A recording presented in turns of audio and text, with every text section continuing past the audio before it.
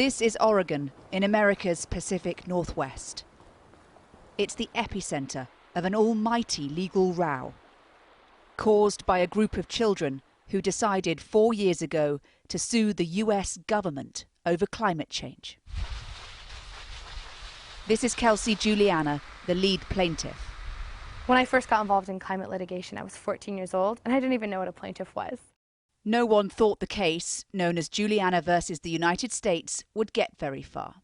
But the government has tried and failed to get it thrown out of court. And now it's about one central question. Is there a constitutional right to a safe and stable climate?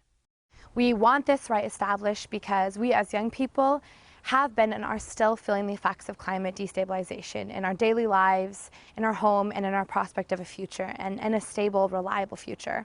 We want our government to act on the most pressing issue of our time. We do not want money, because if we do not act on those other things, money will be nothing. Trees dying in vast numbers, about 3/4 of the forest, and we're wondering, what is this going to look like? The warming planet is already impacting Jacob LaBelle's family farm. He joined the case because if it wins, the court can force the government to tackle the climate crisis.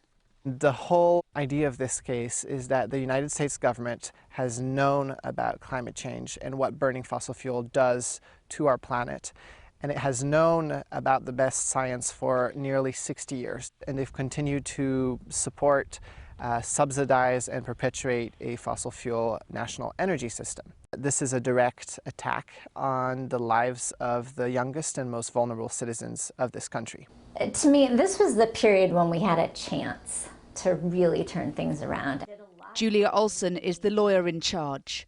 A timeline in her office tracing what US governments have known and when. Could this be the lever that gets pulled that changes the course of history for the United States? I sure hope so. That's the aim of the case.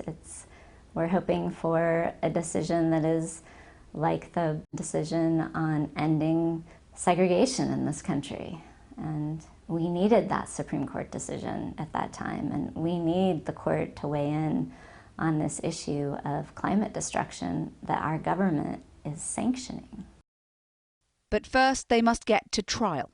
The Department of Justice is arguing the case is unconstitutional, and now an appeals court is deciding if it can proceed.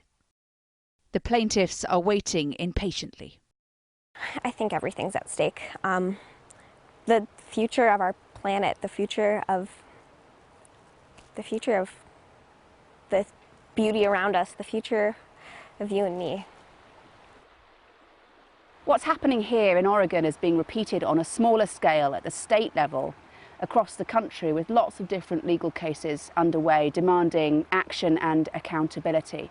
It's a new kind of activism to protest in the streets, but it may turn out to be just as powerful. Young people finding any way they can to fight for climate justice in America. Hannah Thomas-Peter, Sky News in Oregon.